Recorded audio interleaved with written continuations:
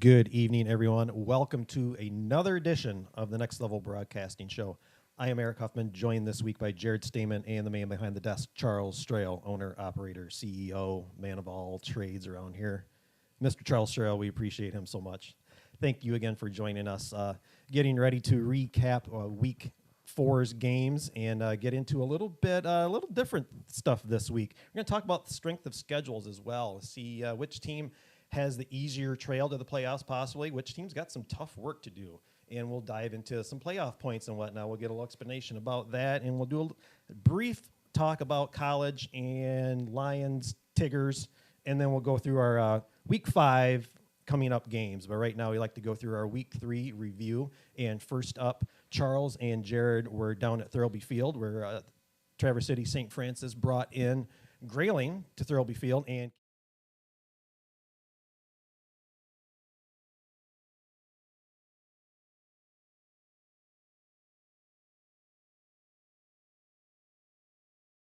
from basically the start of the game. The Gladiators just coming out, just dominating from from A to B, all sides of the game. It was really just dominant, and Charles was there with me, as we mentioned, and it was nice to see Sam Wildfong out there. He was making some hits early. Yeah, I mean, right here, you're going to see Lazinski getting in for the little short touchdown, and then you see this nice little fade route to Tyler Thompson down the sideline.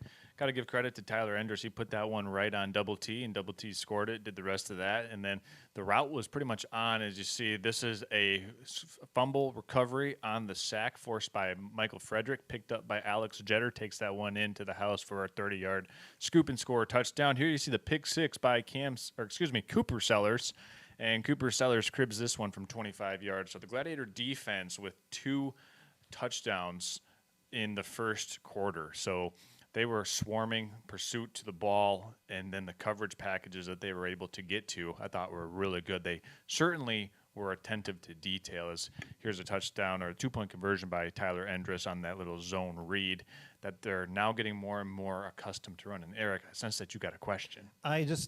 From when I was watching it at home on my big screen in the family room on Next Level Broadcasting on the YouTube channel, it looked like, or just felt like it was a little chippy early on in the game. Can you go over that a little bit? Obviously, the score is not indicative of what was going on, but it seemed like there was a little stuff going on. Yeah, I would talk to that a little bit about these two teams. They've matched up now 24 times in the history of their 2 football programs, and St. Francis coming into that game was 22-1. So the Grayling Vikings came in there trying to prove something, but the Gladiators were not going to have any of it, and they really came out and asserted their dominance over the Vikings, and I think that Grayling responded in a physical manner, and I think the Gladiators even retaliated just a little bit more than what I think the coaches would have liked, and nonetheless you ended up with a little chippiness between both sides. A lot of kids that are very prideful of their ability in terms of their athletic prowess, and right here you see St. Peter making the interception there to seal the game. But for Traverse City St. Francis, I mean, I think it was just a way for them to come out and say, hey, this is who we are, and I don't think Grayling appreciated being the team that the Gladiators really put it all together against. One of the highlights we cannot get away from is I saw the awesome drone shot that was unveiled at that game on Saturday, and what a cool shot that was. Yeah, we'll pull it up right here.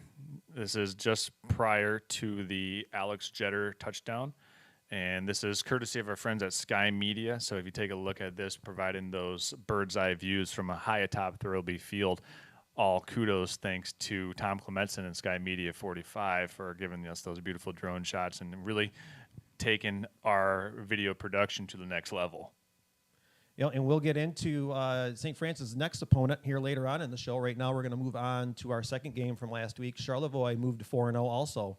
Big 49-0 beat down of Oscoda. I believe Charles is queuing up the highlights for that. We'll be joined by Shane Smith later on in the program. May have something to say about this team and possibly their game coming up this week as well. Yeah, right away, Charlevoix struck first, and you get that opportunity. Cutter Greenacre puts it in the end zone on a nice pass from Colin Jess. You see, that was about the 3-minute, 30-second mark of the first quarter. And then, honestly, after that, it was the Garrison Sterrett show. You're going to see multiple highlight packages of Garrison Starrett here breaking away long touchdown runs, doing his thing on the ground. And here's another run that right there, right up the middle, and voila. Charlevoix offense was off and running in this one versus the Oscoda Owls.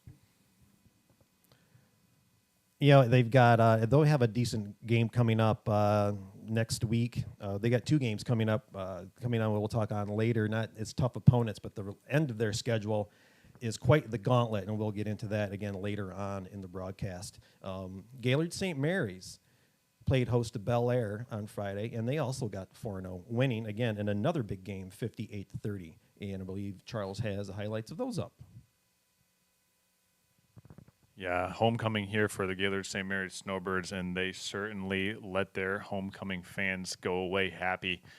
They really came out here, and I believe the last 2 or 3 games, St. Mary has scored a touchdown. Actually, not on this game, but last week they had a touchdown scored on their first play from scrimmage. This time you see this interception, and this might be the lone Eagle highlight that you see here on this interception returned all the way back for a pick six. This was Bel Air's early ray of sunlight as the Gaylord St. Mary Snowbirds would answer right back. And check out this one all the way down the sideline. I believe that was a great response for the Snowbirds to be able to come back and put points on the board, and then you just keep it rolling. The Snowbirds offense just found their rhythm, found their way, found their footing, and once they were able to put it all together, they were able to keep it moving. And Nathan O'Connell, the quarterback in this game, did not play.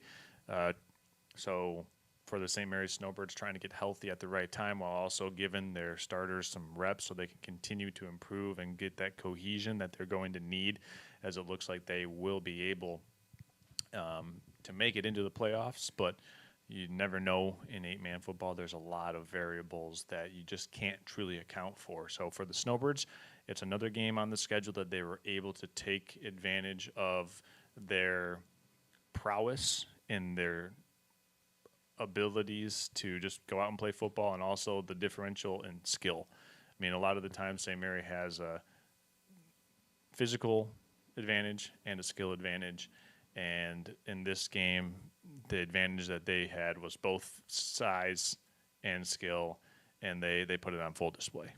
My quick question to Jared about this is, obviously they are a juggernaut again this season, and they've gotten into games where they've played their 2s and their 3s, and talking to some of the games with Tom Clemenson when he's done highlights when he's been here.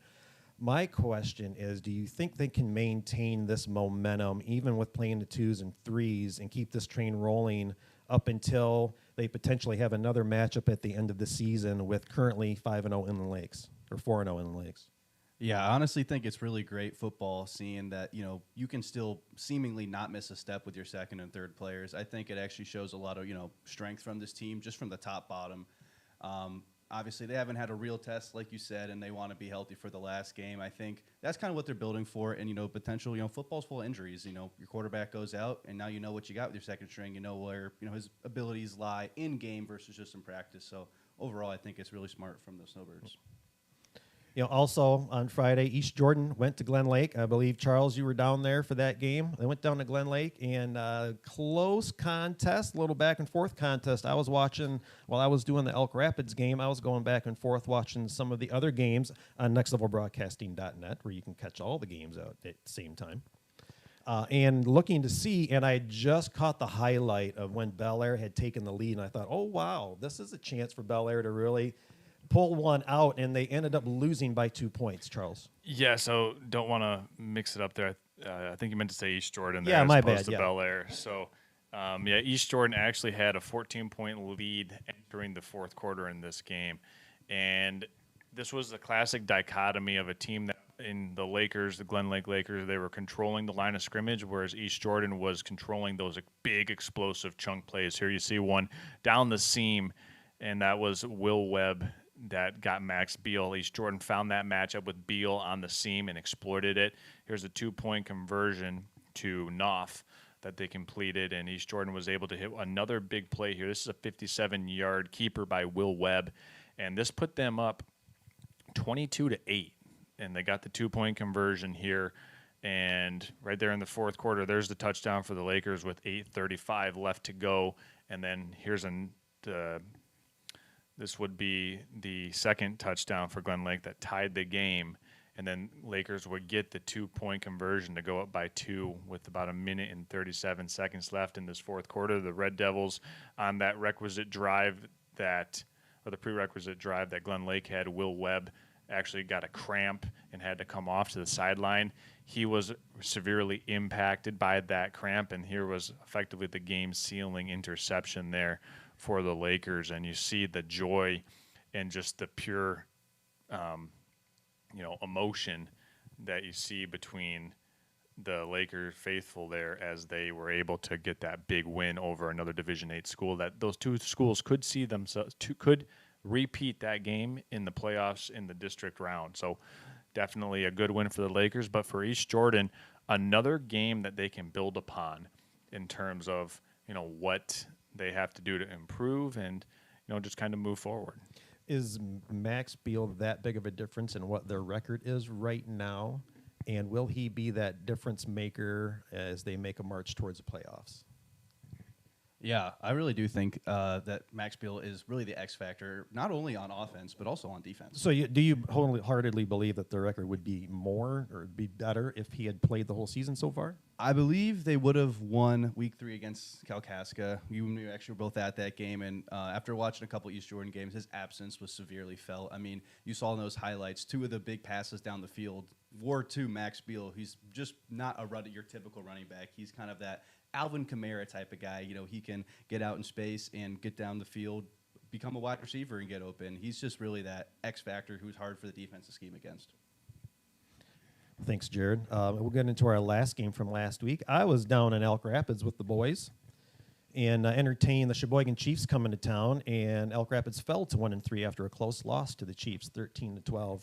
And we'll get into some of these highlights here. Man, they sure had a chance to win, and you're really starting to see an identity start forming with this team. And you see a fumble here on the play recovered by the Chiefs, and they had Elk Rapids defense kept them in for a good portion of the game here, but they had some stellar play in the second half from the quarterback and receivers there. You get a fumble recovery, it almost looked like almost in the end zone there. And I know we got one play. I'm waiting for it to. The difference too, each team had a block miss point to start off in the game, and that'll come to factor in the end of the game too, as we're getting another highlight. Looks like Mason Cannon going up the middle and scoring the touchdown there. Again, each team had an extra point blocked. As you see the second extra point blocked, and that'll come into play. I think we get into our last highlight,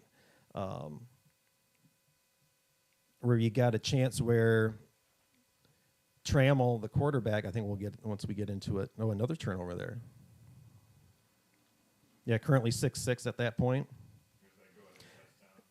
Yeah, Ekdahl, their running back, is just a big boy. He can get the ball and just put his head on and just run people over. He was getting chunk play after chunk play.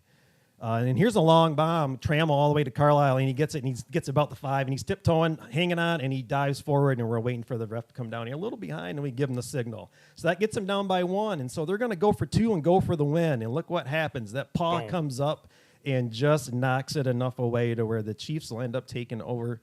Let's watch that one again here, Ended up Eric. running it out, yeah. Bang.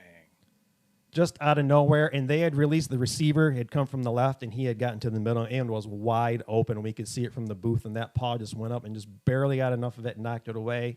Sheboygan ends up running the clock out and ends up winning at 13-12, but still a good game by Elk Rapids and a good showing where they got into a little more of their spread offense. Trammell did a great job of distributing the ball. Cannon did a good job of running it up the middle, and Braden Flutie a good job of running the ball inside and outside, and a good defense by the Elks too. So again, some good things to look at, but still you're 1-3. You got some work to do, and you've got a tough schedule ahead that we will get into later. Right now, we are going to take a break, but when we come back, our not too early playoff look featuring a site we love to use, Snooze to You. We'll get and explain that, go into strength of schedule, and maybe a brief explanation about the playoff point system so you can understand exactly what we're talking about. We'll be back right after this from the Lake House, Charlevoix State Bank, and TBC, Traverse City Cherry Capital Airport. We'll be right back. Stay tuned.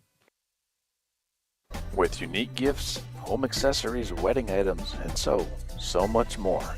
The Lake House on Bridge Street offers so many things to make your home or even your visit to Charlevoix that much more special. When you want beautiful items that reflect Charlevoix the beautiful, stop in or visit them online at thelakehousecharlevoix.com for your own keepsake and your own personal memory of Charlevoix. Hi, it's Kevin Klein from TVC Airport. We're proud to help keep you connected to high school sports in Northern Michigan, so you can stay in the game all season long with TVC, your Northern Michigan connection.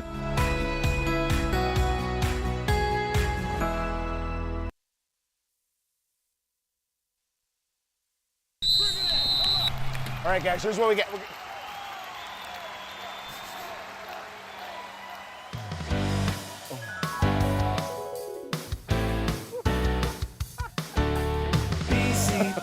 BC Pizza, hometown handmade gourmet. Coach, what do we do? We get BC Pizza.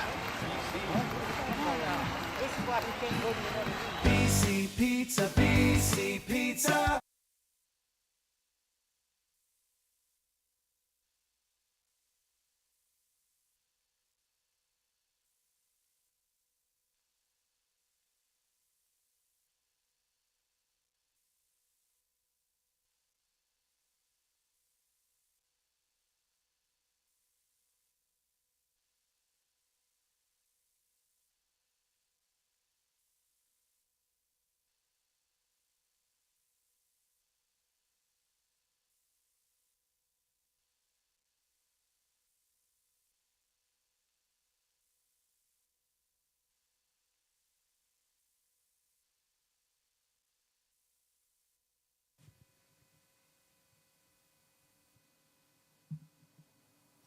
Welcome back to the Next Level Broadcasting Show. At this time, we're going to get into the strength of schedules for the 5 schools that we follow and see which teams have the best chance to make it to the playoffs, which teams got some work to do. Right now, we'll start at the top of the list with East Jordan. Currently, with their games left, gentlemen, they have one team that's above 500, 2 that are currently at 500, 2-2, and 1 below 500. Do you think with the schedule and the teams that they have left over, they have enough to finish off their march through the playoffs?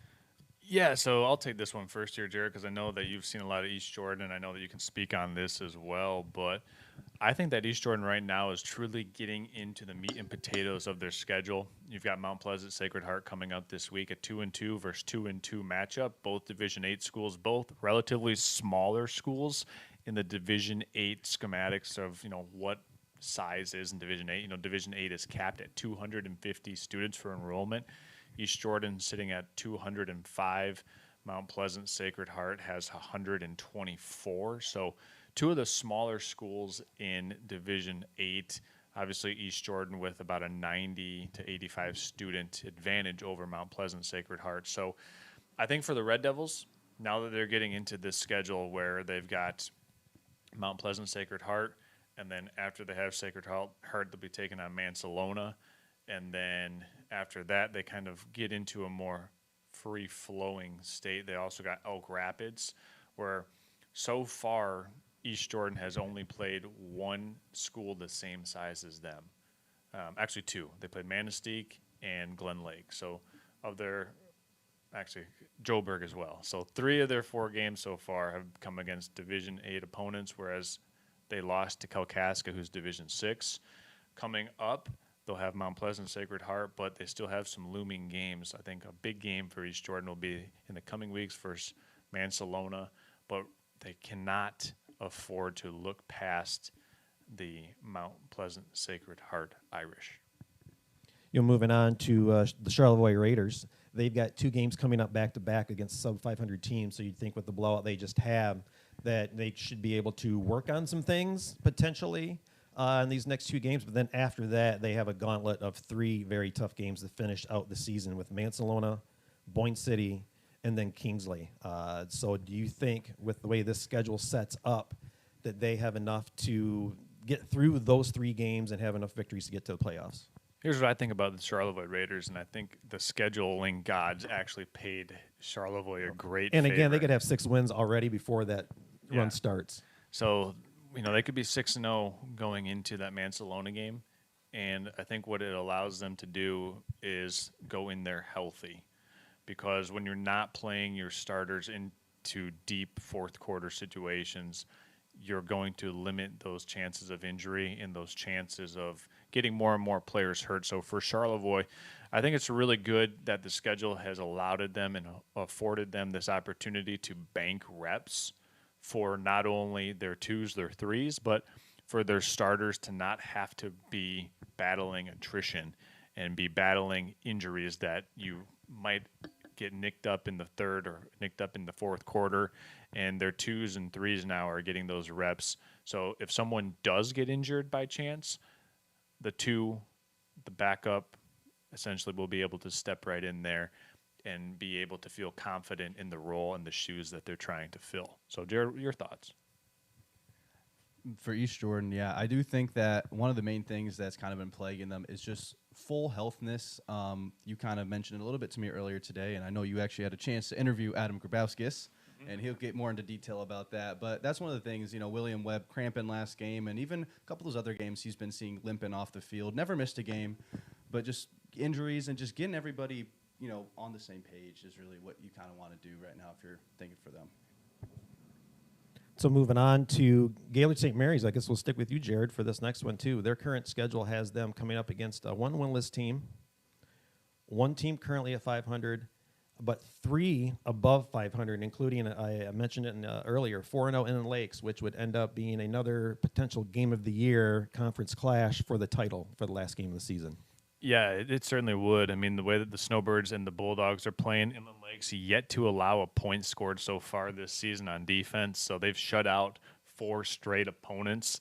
So Inland Lakes is really clicking on all cylinders defensively. And I think for Gaylord St. Mary, the thing that we have to take into account is that they're playing a lot of their backup and reserve players as they are going through this softer part of their schedule. So once they get into those games, this week versus Onaway will be a good test, then Pelston and then Breckenridge. The next 3 games for Gaylord St. Mary, I think, will be a good foundation for them to continue to build off of and allow them to continually get better in terms of their execution, alignment, and assignments. Those are the only 3 things that you can control. You can't control your schedule. You can't control how the other team will play, but you can control how you play and how much better you get throughout the course of the season. And that's the one thing that I'm looking for the Gaylord St. Mary Snowbirds to continue to build upon. Jared, you got anything to add on that? Well, he kind of hit most of the things I was going to say, just staying healthy, stuff like that. Yeah, we mentioned about the 2s and the 3s playing, so being healthy is very important. All right, so moving on to Elk Rapids. They've got a game coming up, one game at 500, 2 below 500, and 2 above 500 with 4-0 Charlevoix still on the schedule. They also have, as I'm looking at my phone, East Jordan, Benzie Central, Tawas, and Mansalona this week. So from my view, having done a few Elk Rapids games now, I think there are some winnable games down on the schedule. I think they are finding an identity. I just don't know if they're able to or have the time to get it to where it clicks on both sides of the ball to get enough wins. I could see them beating Tawas and Benzie Central, and they have got a good chance to beat Mansalona this week. The tough ones will be Charlevoix and East Jordan, as both of those teams, Charlevoix currently undefeated, and East Jordan probably better than their record states. So is there 6 wins in there? Probably not. Is there possibly enough wins to maybe get an at-large or one of those 5-win teams? Maybe there is. I just don't know if they can put it together in time, but we will soon find out. Yeah, I do think it's interesting to see, how Ollie Trammell, if that is maybe to change their quarterback is what they needed to maybe spark the offense, but I don't know. Realistically, I think 2 wins. And he is the future, too. He played every snap last week. Flutie was the designated kind of running back receiver. And so going forward with Trammell, he really does throw a nice frozen rope and can really lay the ball out there, as we saw with the highlight to Carlisle earlier in the show.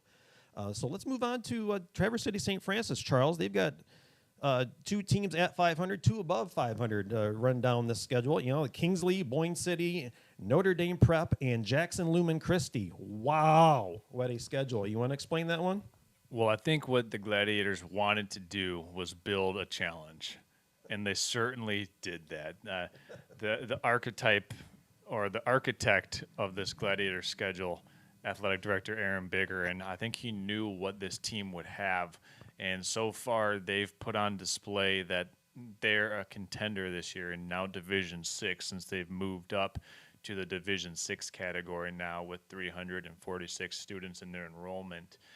And for the Gladiators, this will be a very good test this week, as they'll be playing Kingsley. The Kingsley Stags with one loss on the season. That was to Division 3 Gaylord. They lost 21-14 versus Gaylord in week 2. Kingsley with wins over Boyne City and also Reed City. So this 3-1 Kingsley Stag team playing at home at Rhodes Field, taking on the Gladiators. And you can talk to anybody within the program for Traverse City St. Francis. They're not overlooking Kingsley, because right after that they also have Boyne City. So 2 Division 6 opponents that the Gladiators will play in the next 2 consecutive weeks, including this week. That will be a large litmus test for truly how good this team is. And their one loss is against a now ranked Gaylord team. Kingsley, yes. Yeah. So Gaylord now ranked, they're 4-0. So if you're looking at Kingsley's, we're talking about strength of schedule. The Stags have beaten Division 6 schools, Division 5 school, and narrowly lost to a Division 3 school in Gaylord. So I think this is going to be one heck of a football game. So we've been talking about strength of schedules and wondering about how we're going to get these teams to march to the playoffs. What we like to do is use the site every year, and what they do is they do what's called mapatology. Instead of bracketology, like you would see during college basketball, we get mapatology for high school football here in Michigan.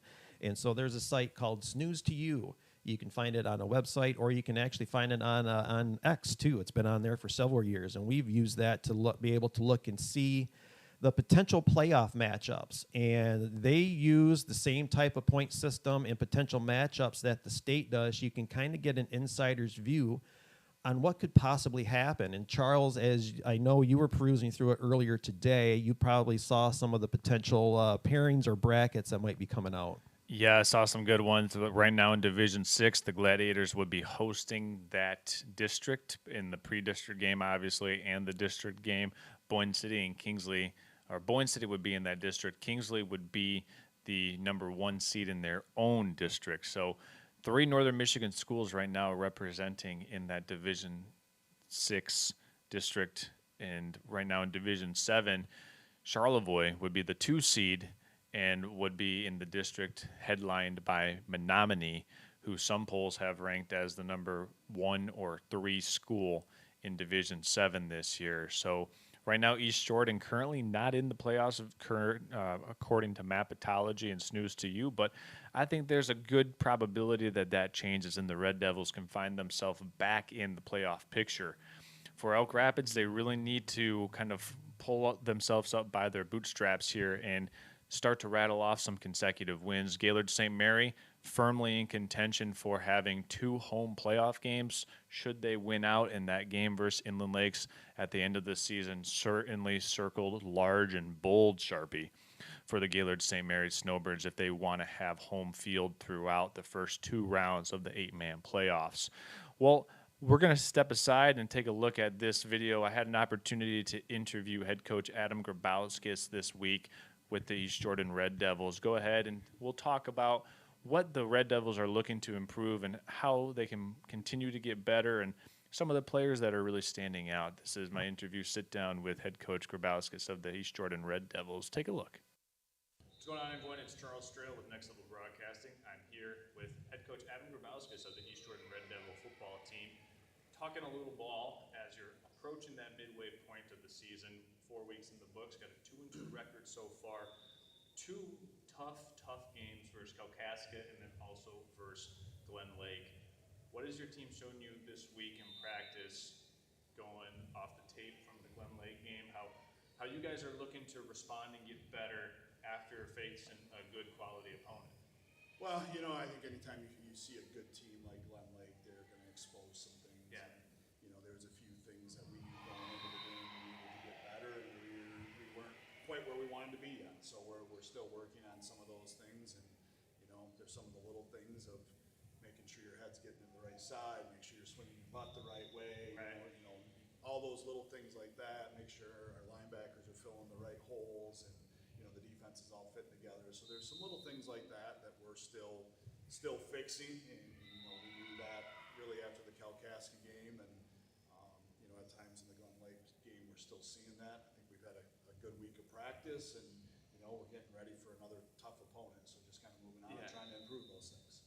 Taking on Mount Pleasant Sacred Heart this week, another 2-2 team. You do have a common opponent. They have played Kalkaska. Later on, I believe they will also be playing another conference team. But looking off of that tape, what did you see that looks like it will be presenting a challenge against the Irish? Well, I think the one interesting thing, anytime you play someone that you don't normally play, it's a different challenge. Right. We go play Glen Lake, you know what they're going to do, their kids, you even know some stuff, more personal stuff about their coaches and kids, And we go play Sacred Heart, and we don't really know a whole lot. We played them in baseball this last year, so we got a chance to see their athletes a little bit, but so that part's new. You don't know what to expect out of a coach. You don't know what their tendencies are as much. You're going off a couple films. Right. So that's a challenge in itself. Obviously, they're in the same boat with us. Right. As far as their players, I think they're disciplined. And I would guess that if you look at Sacred Heart athletic programs, you can probably say that about all their athletics. Sure. But very disciplined. They're in the right spots. They play hard. They do have a good mix. They have a couple really talented linemen. One who's definitely one of the better players on their team. Some solid skill guys, a solid quarterback. Some guys on the back end of their defense that run well and are in the right position all the time. So I think it's just going to be, they're a solid all-around team that we're going to have to play a good game against. So if you're giving me 2 key points for you guys to focus on this week as it pertains to your success, so that way you best give yourself the opportunity for victory Friday night, what would those 2 keys be? I think we need to find a little more balance in our offense and really a rhythm. I mean, we've been talking about that, but I don't feel like we've found a rhythm. Our kind of goal every week is to score 3 or more touchdowns, which we've done, but we still don't necessarily feel satisfied. Last week we had to manufacture a few things. We found something with a particular matchup that we were able to take advantage of, but really didn't feel like our offense had much rhythm to it. Sure. So I think that's a big focus for us this week, is just finding a rhythm within our offense. And if there's a second one, I think it's just the fundamentals. We're still working to get more solid in fundamentals at our attack.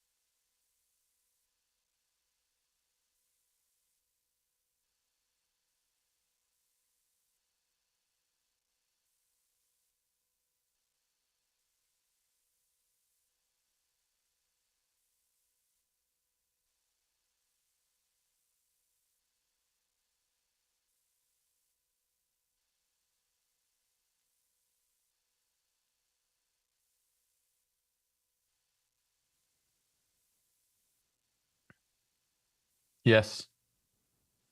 You hear me? Yes. Okay.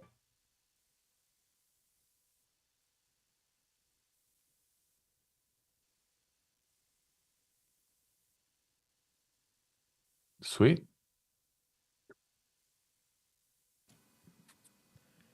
Thank you, Charles, for that interview with Coach. We're going to take a short break, and then when we get back, we're going to briefly talk about college football, a little bit of Detroit sports, and then we're going to get into the Week 5 games. After this break, you are watching the Next Level Broadcasting Show.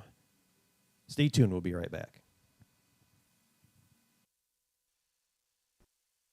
Hi, it's Kevin Klein from TVC Airport. We're proud to help keep you connected to school sports in Northern Michigan, so you can stay in the game all season long with TVC, your Northern Michigan connection.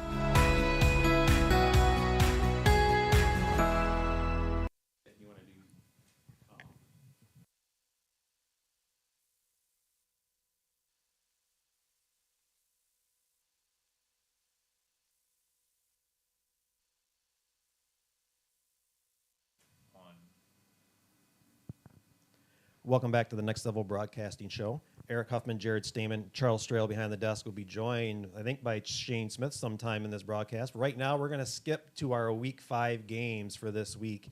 And we'd like to start off with none other than Traverse City St. Francis. They're going to travel to 3-1 Kingsley for a potential Game of the Year showdown with the Stags, coming off a big 38-6 win over Boyne City. And Charles, you're going to be all over this one.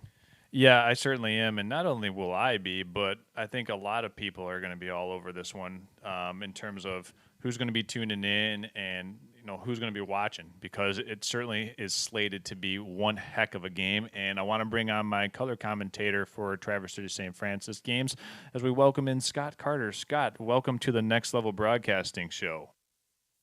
Hey there. It's great to be here. Thanks for having me. Yeah, you're welcome. Thanks for joining us. It's a pleasure to have you on here with myself, Jared, and Eric. Now you, Scott. And we talked earlier during the show just how this Gladiator offense is able to, really establish themselves when they want to. The question is, are they going to be able to do it against this Kingsley team that is, also a very good football team, maybe the largest test that the Gladiators have had all season long? Yeah, well, I watched some tape. I watched the Boyne City game, Kingsley, and one of the things I think they do supremely well is the blitzing and stunts from the linebackers, defensive ends, and the interior line, all doing all kinds of stunts to get a lot of pressure. And so it'll be a key for St. Francis to be able to pick those up so as to be able to get into the flow and have their offense rolling. It's certainly knocked Boyne City off their offense entirely.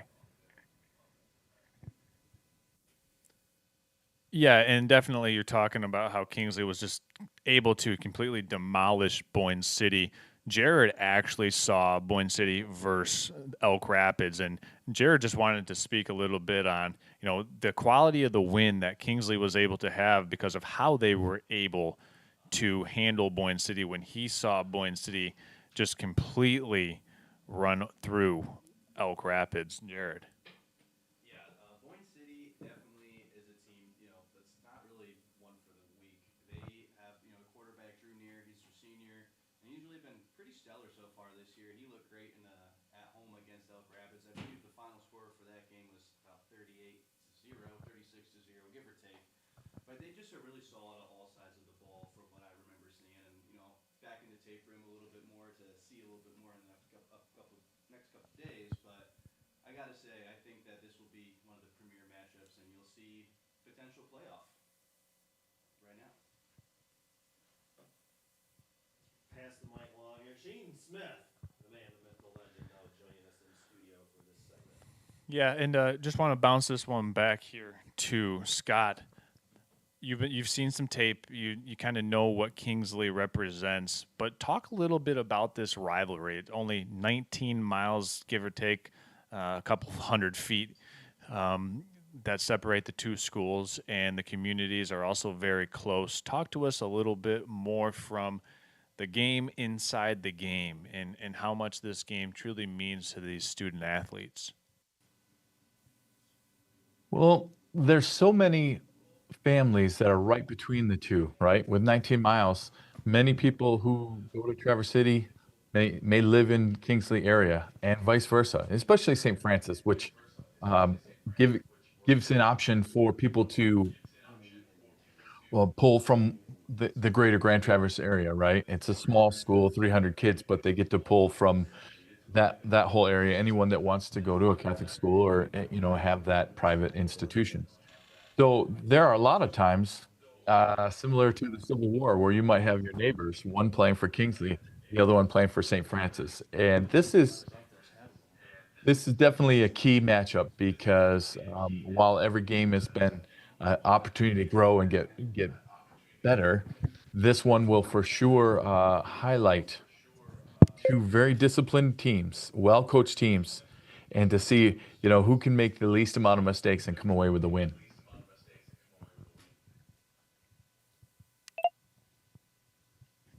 Yeah, I mean, you talk about that, and as we want to bring in Shane Smith here to the broadcast and the conversation.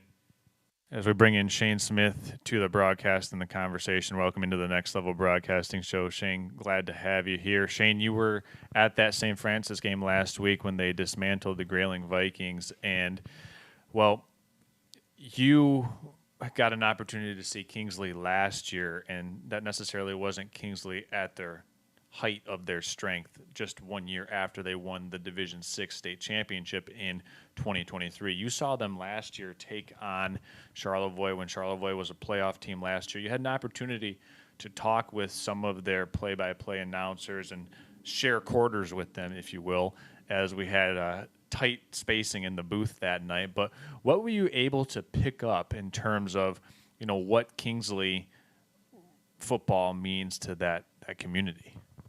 Well, I'd say, like to St. Francis, it means just about everything. Kingsley, at least as far as I've known over the last several years, is a football school. And you hit the nail on the head. They were not as physical, not as well put together of a team as they would like to have been last year. This year they're building, but I still don't think they're at the same level that they would like to be where they were at a couple of years ago. So for both teams, St. Francis and Kingsley, of course, as we all know, this will be a measuring stick for those two programs to see how far they can how far they can go into the playoffs. So I think for Kingsley, it's the bigger test between the two teams. I think St. Francis will have their hands more full per se as the season goes on. But still, this is a huge rivalry between these two teams, just a 10, 15-minute drive. And anything can happen in a rivalry game. The crowd will be enthusiastic. The teams will be playing extra hard, wanting to make a statement. So, Eric, I know you're looking to say something. I think this is the biggest game so far for Kingsley. St. Francis might be a little later on. I just wanted to ask Scott real quick, with so many good teams on the schedule, is this one that they actually circle with it being close and that we call a rivalry game, or are there other games that they would deem possibly more important to them? Yeah, I think this is one that you definitely want to win. If for no other reason than it's your neighbor, right? And every year it's a heck of a battle. So I think it's one of those things. We in Traverse City, when I played for Traverse City Central, we always played Alpena, and regardless of where that stood in our chances for the long term, that was a game we had to win. And I think this is a Michigan-Ohio State type game as well.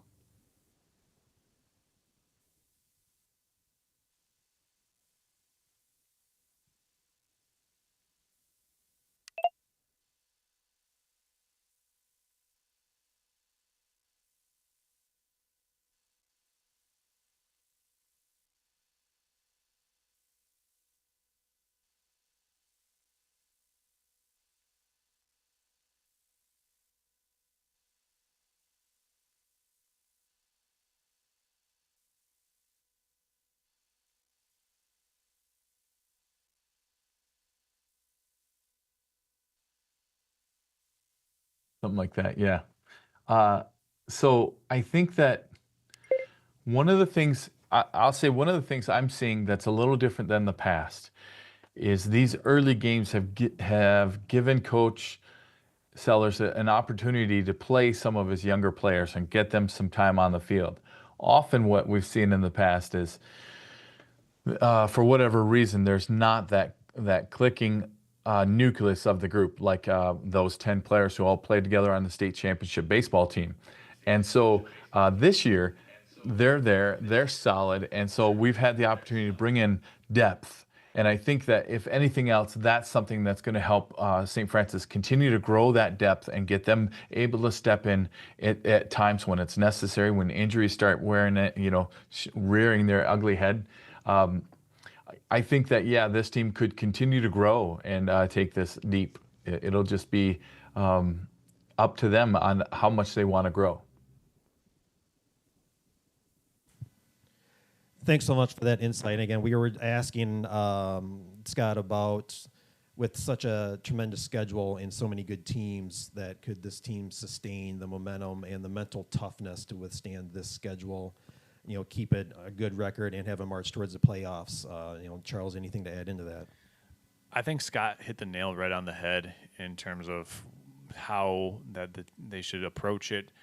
Obviously you can't control injuries, but what you can control is your execution, your alignment, and your assignment. So if you do that, you're going to play good fundamental football. I thought it was a good test for the Gladiators last week to be in a chippy game versus Grayling. Can they control their emotions? Because you don't want to give an opponent a free 15-yard penalty in a game that has very close boundaries in terms of the score. Jared and I saw that last week between the Glen Lake Lakers and the East Jordan Red Devils, and both teams gifted some free yardage. And we saw multiple times the Lakers had penalties that extended Red Devil drives.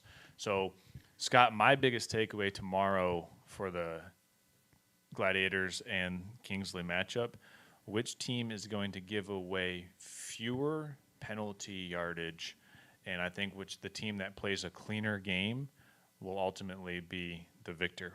What say you to that as kind of like your final closing remarks here, Scott, as we're about to send this one out to break? Yeah, it's almost as though you saw my Coach Carter's keys for success for tomorrow, right? That was one of the things I said for sure. That one of the 3 keys is discipline.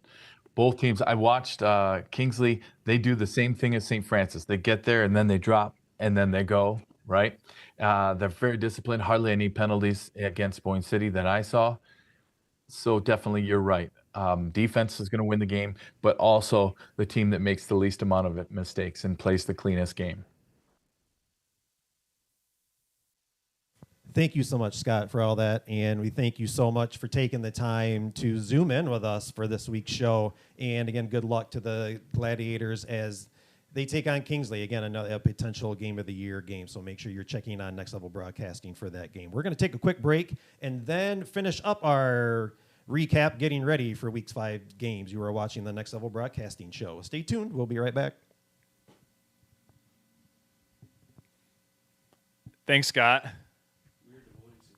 Hi, it's Kevin Klein from TVC Airport. We're proud to help keep you connected to high school sports in Northern Michigan, so you can game all season long with TVC, your Northern Michigan connection.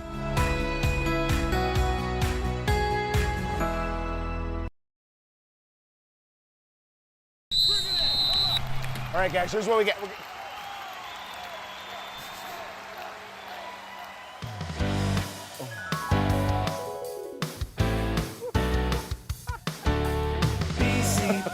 BC Pizza, hometown handmade gourmet. Coach, what do we do? We get BC Pizza. BC Pizza. With unique gifts, home accessories, wedding items, and so much more. The Lake House on Bridge Street offers so many things to make your home or even your visit to Charlevoix that much more special. When you want beautiful items that reflect Charlevoix the beautiful, stop in or visit them online at thelakehousecharlevoix.com for your own keepsake and your own personal memory of Charlevoix.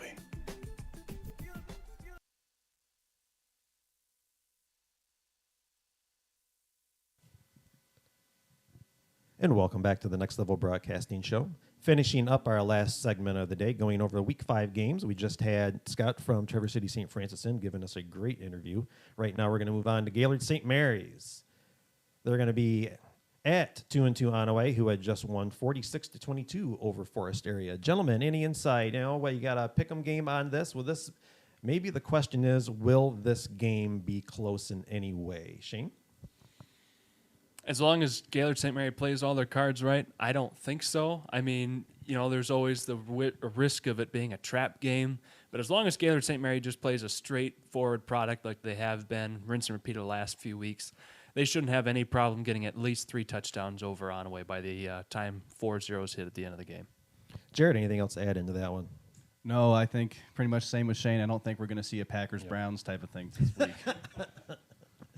I mean, I think Gaylord St. Mary, you got to continue to establish your dominance, continue to play your brand of football. This is not the week for a let-up, or it certainly could be a let-down spot for the Snowbirds because the Cardinals, you cannot take them lightly. After they play versus Onaway, the Snowbirds will be taking on, as it stands now, 3-1 Pellston. And right now, the biggest win on the schedule so far for Gaylord St. Mary is Central Lake, as the Snowbirds just really look to continue to build that resume for their bid into the playoffs. The hard thing about 3-1 Pellston is they just got beat, I believe, 50-0 by Central Lake the previous week. So, again, I've said it before, you're only as good as your schedule. Records are indicative. You got to look at see who you've played. So let's move on. Elk Rapids, sitting at 1-2. They're going to bring in 3-1 Mansalona into town, who just beat Frankfurt last week. A nice beat down, 32-6. Elk Rapids up and coming. They're starting to find an identity, but you got a Mansalona team who's been on the verge of being a team up here for a few years now. So, gentlemen, I'll start with the same thing, going my left to my right. Shane, do you think this is a potential close game, or who do you think could come out with this one? Like you said, Mansalona has been right on the precipice of being a perennial powerhouse the last several years here in Northern Michigan for Division VIII football, and this year is no exception to that rule. Elk Rapids, they've had some flashes of good talent. You've been on those games, so you know better than I do. But they just aren't a complete enough unit, I think, to be able to pull out this one with Mansalona. I think it'll be a pretty strong Mansalona victory as well. Jared, what do you got?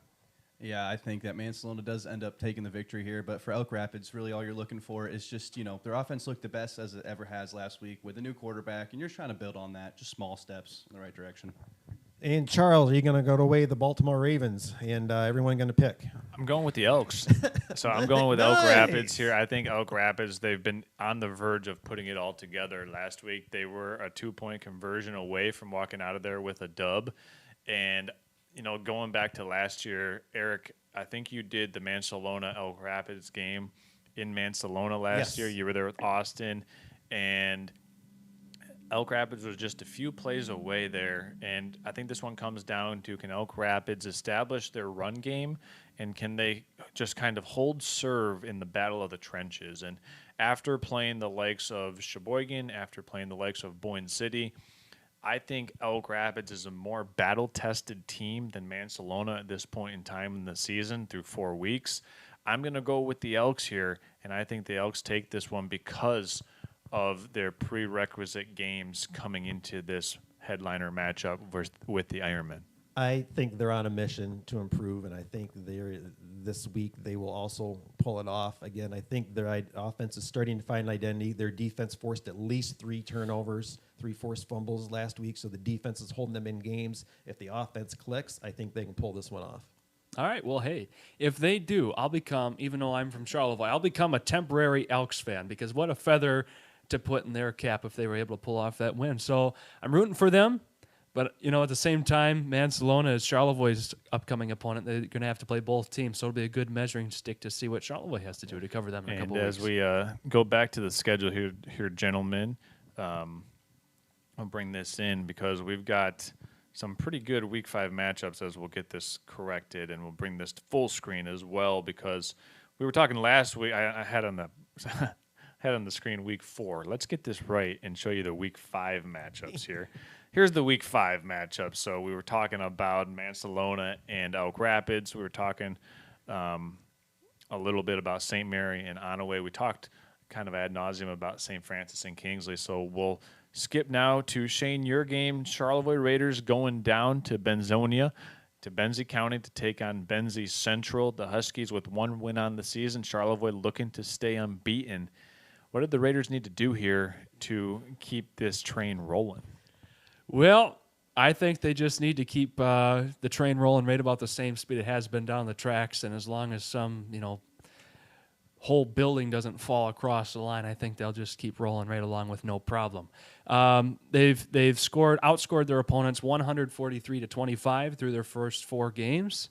It will be, I've used this phrase at least once before in this broadcast, it'll be another measuring stick for Charlevoix, because even though St. Francis is in the next division up, Charlevoix still likes to look at St. Francis as the other main contender in this area for all things sports, football especially. And Boyne City. Well, yeah, all right, fair. Gotta include them as well. Boyne City hasn't played Benzie yet, to my knowledge. So this will be a good comparison for Charlevoix to say, okay, St. Francis allowed 20 points or whatever it was against Benzie. What can we do? Can we hold them to 14 or even just 8? So it'll be interesting to see what Charlevoix can do. Obviously, they've been firing on all cylinders. You guys covered that well earlier on. And if nothing else, they have strong kicking game as well. Peter Yanchulis has been nearly perfect so far all season long, so that could be a big difference. Well, let me put a couple ticks out there and see if I can't win any votes. Okay. You got Benzie, again, a 1-3, but they just won 56-0 over Tawas. So I get Charlevoix Tawas won has been like Tawas. 52-7. I get that, but you've still got to be able to score points and get the ball over the goal line. So with that being said, is there, I don't want to say it's a trap game, but is there a potential of there being any type of game to this? Well, I will say it'll probably be Charlevoix's biggest test since week 1 against They did Unionville put points Seaboy. up against St. Francis, too. That is true. Yeah, I'll give that to you. So that's why I think Charlevoix is kind of looking, hey, can we hold them to under 20? I'm digging. Yeah, right. Because Charlevoix's biggest test was to 3-1 Unionville Seaboy, and that was a score of only 8 points difference, if I remember correctly. They've held their own over the course of the rest of the season. They've scored 30, 40 plus points all season long afterwards. So this will be the biggest competition Charlevoix has had since then, and will continue to be until Charlevoix faces Mansell in week 7. And then the other thing, we'll also get a good look into Charlevoix's strength of schedule. Their biggest win so far against Unionville Seaboy. Unionville Seaboy this week travels and takes on Harbor Beach, who many different publications have Harbor Beach ranked as the #1 team in Division 8. So we'll get a good read on, the true quality of that Charlevoix strength of schedule. And right now, probably their best win on the season, as Unionville Seaboy is 3-1 going in to take on Harbor Beach. Right now, through 4 weeks, the #1 team in Division 8. So as we keep it moving here, let's go ahead and jump back into the Week 5 schedule and break down the last game. It'll be East Jordan Red Devils home on homecoming versus the Mount Pleasant Sacred Heart Irish. And, well, Irish Shamrocks, they're used synonymously, but Mount Pleasant Sacred Heart coming in with a 2-2 record. They just lost to Kalkaska. Break up the Blazers. Yeah, Jared and Eric, you were doing the Kalkaska and East Jordan game 2 weeks ago. Yep. Can we do a little, score peek in here between the result of the East Jordan Kalkaska game and the Kalkaska Mount Pleasant Sacred Heart game, which Mount Pleasant Sacred Heart won by 1 touchdown, and I believe they won by 8 points total, 30-22 or 30-23, right in that ballpark. Judging off the scores from a common opponent, you'd like to think that this could be a pretty close game. Yeah, you would definitely think then. I think it will be a close game. And, they did both lose to Kalkaska, but one difference I will say is East Jordan against Kalkaska was missing 2 of their best players, in Wine Coop and Max Beal. Max Beal going to be back and healthy, hopefully. And William Webb is a bit of a question mark. Looked like only a bit of a calf strain last week. So hopefully at this point in the week he's doing good. But that's, they were missing some X factors. And I think Kalkaska is a great team. They've got a great running back in Seidelman. But I think East Jordan does have a bit of an edge. I think the score's a little bit misleading from that game because of those key injuries. Well, Jared, ever since I saw the schedule come out, I watched Sacred Heart a couple of years ago play Gaylord St. Mary, and that was a fun game. That was an 8-man game. Now That was an 8-man game, man. yep. They've certainly gone up in size, which is great for them. Ever since I saw that game, and I've read a little bit into how they've been playing so far this year, I thought this could be a sneaky good game here. If it wasn't for the St. Francis-Kingsley rivalry game coming up, I think this would be the game of the week for next level. This could be a really good one, kind of running down to the wire like what we saw last week against Glen Lake. Yeah, I think this is going to be the third East Jordan game where it's going to be a one-score game, and you're going to be waiting on the edge of the seat to see if there's going to be a kickoff return, a fumble, or who knows. I think if East Jordan's healthy, I don't think it's close. So Well, he Eric, popped that pinata, didn't he? Eric, I mean, if you're going to scatter the pinata candy all over the floor, what do you think gives East Jordan this decided advantage? I'll give the one thing, and the one thing I fell in love with after the first game, and hopefully that's the one thing I'm hoping is going to be back together for this week, and that's the offensive line. If the offensive line is clicking, I don't think there's a team that can break that line. I don't think there's a team that can beat them. And again, now with getting Beal back, and as long as Webb's healthy and a good offensive line, I don't think there's anyone around here that will be able to slow them down. Yeah, that combination that the Red Devils put up there up front between Dion, Olstrom, Boyer, Mayhew. I mean, they've got some absolute maulers on that offensive line. I just keep going back to those Manistee highlights, and man, did they create some holes and just owned that line of scrimmage, and that's kind of what I expect in kind of each game. So we're going to go ahead and take a brief break. When we come back, we're going to sneak in a little bit about the Detroit Tigers, and are the Tigers on the verge of extinction? We'll be back. You're watching the Next Level Broadcasting Show. With unique gifts.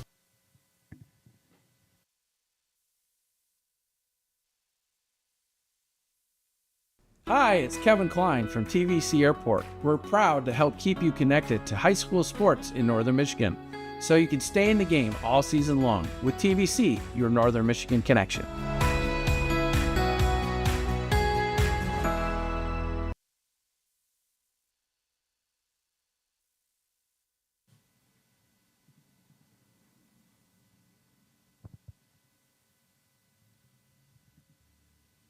Welcome back to the Next Level Broadcasting Show. Eric Huffman, Shane Smith, Jared Stamen, Charles Strail. We're going to talk briefly before we end our show today about the Detroit Tigers. Man, oh man. I had a great fantasy baseball team, and I had a couple of great Detroit Tigers on there, and I was going to win my league probably with a 3-game lead, and then all of a sudden the All-Star break happened, and now I'm playing in the third-place game. Shane Smith, who wanted us to have a little segment about the Detroit Tigers. I would like you to take away for a minute and explain what has happened to our beloved Detroit Tigers in the second half of the season. Well, I'm going to start by saying there's a reason why I don't play fantasy sports. Oof, boy, what a tough look there, Eric. I'm sorry that you're having to go through that, and I'm sorry for all of us Tiger fans. I know Jared, he is not too impartial one way or the other to the Tigers, but for all Michigan folks, it's pretty tough to see. Obviously, I think the record, and we've talked about this before, and that's kind of been, a lot of the news pundits around the state. The record going into the All-Star break was a little shinier than what was under the first layer of the coin, per se. The Tigers had a lot of all-stars, we'll put them in quotation marks, but they just have not been playing to that level that most other teams' all-stars might have been doing. And we've just seen that. The Tigers, even with Skubal on the mound, have not been able to give the run support that they've so desperately needed day in and day out. And then we saw just the other night an easy pop-up dropped out there in the field. And that's kind of been the mantra of the second half of the season for the Tigers. All they had to do was make an easy pop-up catch, just hold serve through the second half of the season, go 500, and they were shoo-ins for the playoffs. Now they're sitting only one game ahead of the Astros, who's lost 5 straight. Tigers have lost 8 straight. It's going to be the battle of the bads here, So Charles. quick update, Tigers are up 4-1 in the 5th inning right now as it currently stands versus the Cleveland Guardians. Well, even a blind squirrel will find a nut once in a while. Have They we- had to win at have some we point. gotten to the bullpen yet? Right. We that's the haven't other gotten thing. to the bullpen yet, so the then starter's that's- still on the so, mound. Yeah, it's like being a state fan. Unless it's 0-0s, the game's not over yet. So, I mean, right now, biggest question is, Eric, let's take aside your fantasy football or baseball implications here, right? Let's just view this in a vacuum. If you're a Tiger fan, are you wishing for them to make the playoffs as it's, kind of an achievement? They backed their way into the playoffs. Or we just say, hey, let's just rip the Band-Aid off and call a spade and say, this team didn't have a shot at winning the World Series? Or are you someone who says, hey, just get in the dance, get in the tournament, and then see how it plays out? People always say, well, you never know. Well, at this point, yes, you do know. Yeah. They shouldn't be making the playoffs, and if they do, hopefully they're swept right out of it, because I think lessons need to be learned. I said it when we talked about Tigers in the beginning of the season. I think they've played too many players, so there's no cohesiveness. Once players got healthy, their pitching never got fixed. What'd they do? Trade for a guy that now got designated? Is that correct? Is that Morton? He's now designated. Yes. So, again, I think they are a victim of themselves. The first half of the season, you had certain players that were playing every day, and they were winning and winning and winning. And then you had people get healthy, like Meadows and Veerling and all that. And all of a sudden, you got to rotate players in. So where's the cohesiveness and whatnot? You can't just expect a player to go out there and play their best every single day, even coming in cold. And I think 75% of fans probably agree with you, Eric, and I'm one of them. You don't want to get into the playoffs just because another team was losing just as badly as you are to end the season. At this point, just close up shop. The fans should be ticked off at the team, rightfully so, and hopefully that outcry of upset feelings will hopefully make a little change in the Tigers' head office. We'll have to see how next season goes. But the other thing is, do they get rid of Skubal now to try and get some good younger players in there to try and boost up that pitching staff, or are they going to hold on to him for one more year? Shane, I think you just spoke a lot of copium into existence there, because I think what you need to understand is that there's not going to be changes made because the owner's not going to sell the team. The manager No, I never said that. The manager and general manager aren't going to be let go because they had a successful season in terms of dollars and cents. They appeased the fans enough to a level to keep them entertained and interested. Standing room only the first half of the year. So you tell me, from a change standpoint, actual versus what is perceived needed, Well, I don't think there's going to be much. To cover my rear end, I never said get rid of anybody in the front office. It just makes them. Now, I will say they tried to get a good bat earlier on in the year, and that deal fell through. They didn't. They tried to get Right. Bregman, but They did. To give them made the a nice credit. offer to Bregman too. Yeah, they did. $200 million offer to Bregman. Didn't go through. But there was a lot more they could have done. Hell, they could have even signed Verlander for a little bit of time just to do a little bit there in the end. Pitching well lately. He has been. And they didn't do a darn thing. They got Morton. They got a couple other guys with sub-5 ERAs, and look at where that all ended up. So hopefully, there will be some. I'm not saying changes in the staff. I'm saying changes as a little bit better on the recruiting trail and working through the ranks. Jared, you had an astute point you wanted to make about the end of the season for the Tigers. Well, I just was saying, they're going to be right with my Cincinnati Reds in Cancun this time of the year. So, and just to say another, Cincinnati team, the Tiger team, the Bengals.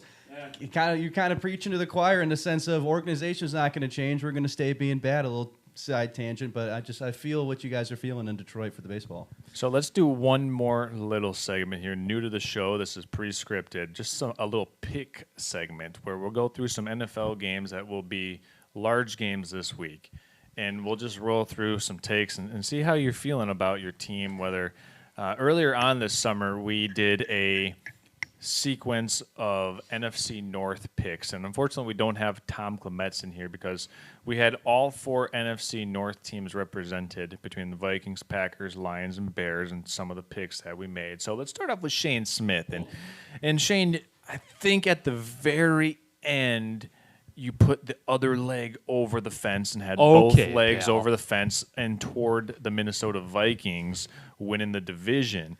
Now, if I'm putting words in your mouth, I apologize here, Shane, but I just recall... Not the first time. I just apologize. I just think that you really felt strongly about Minnesota's roster, and given the fact that they had a rookie QB deal, they could really surround JJ with some talent. Well, now you're hitching your wagon to Carson Wentz. How good are you feeling about your preseason pick for the Minnesota Vikings to win the NFC North?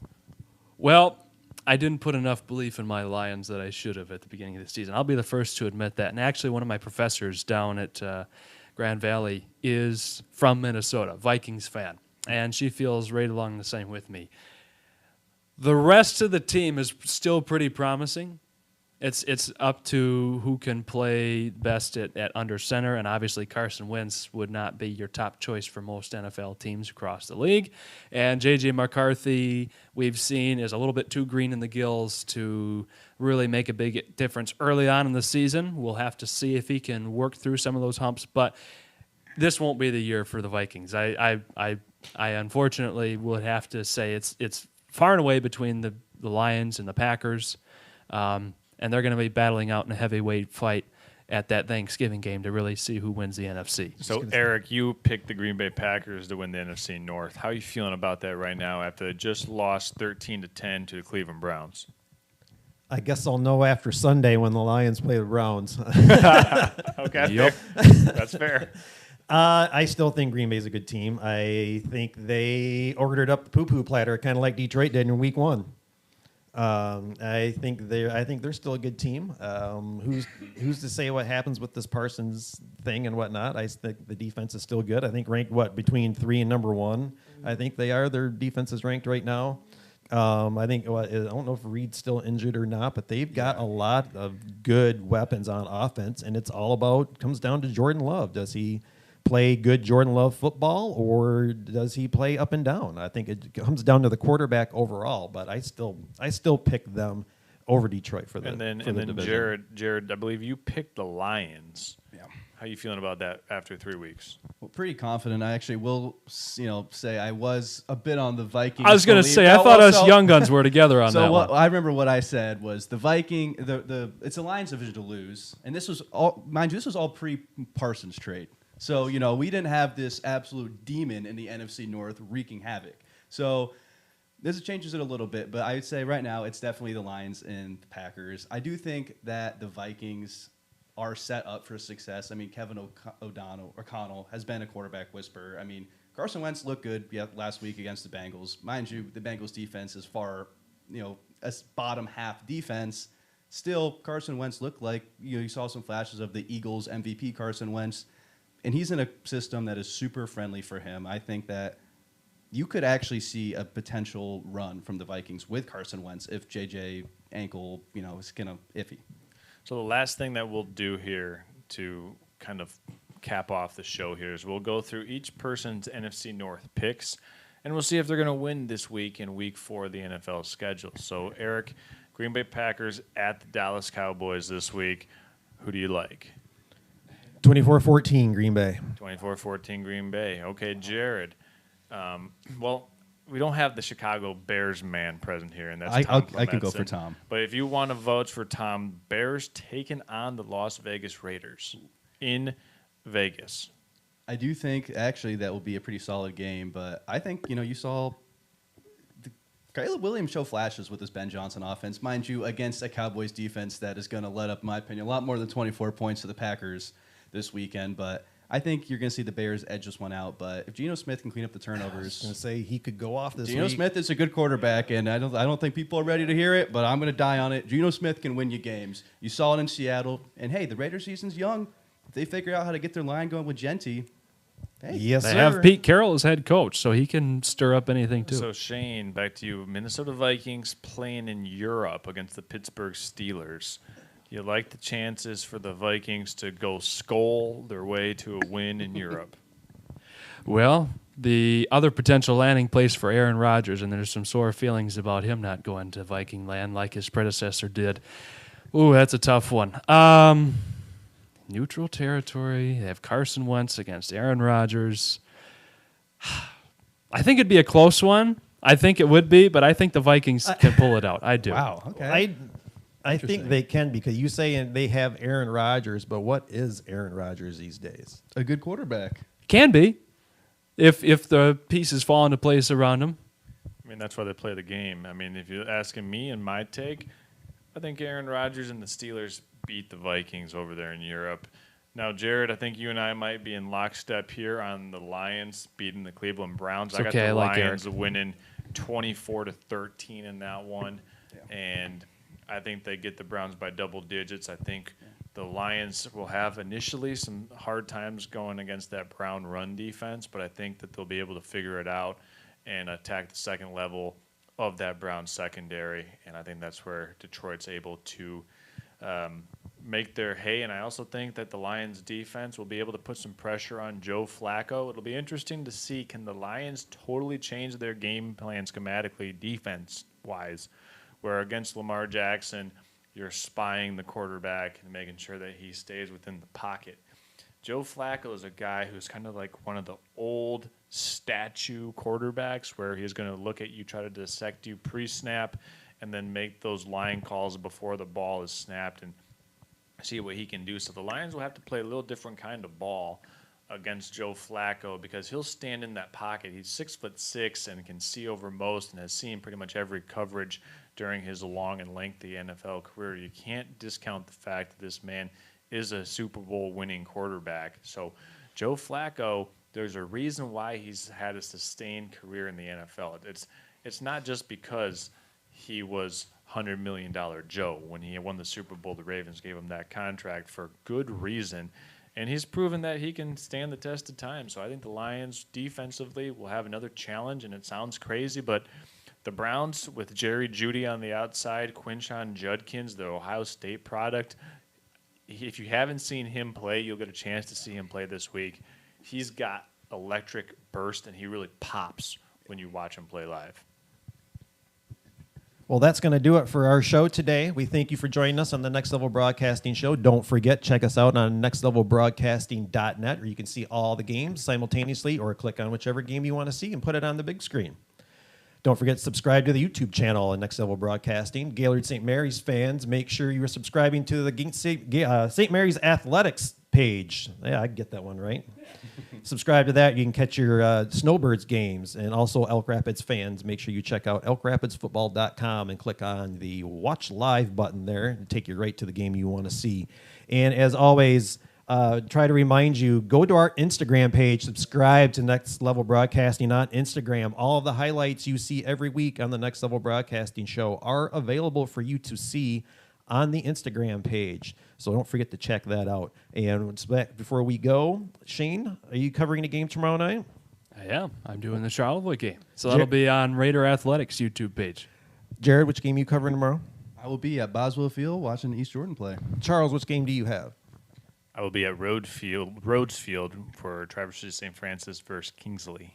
And I'll be at Glowicki Stadium for Elk Rapids and Mansalona. Once again, thank you for joining us, and we'll see you at the games tomorrow. You've been watching the Next Level Broadcasting Show. And shout out to Tom Clementson, St. Mary versus Onaway. Well, you got to be in studio, buddy.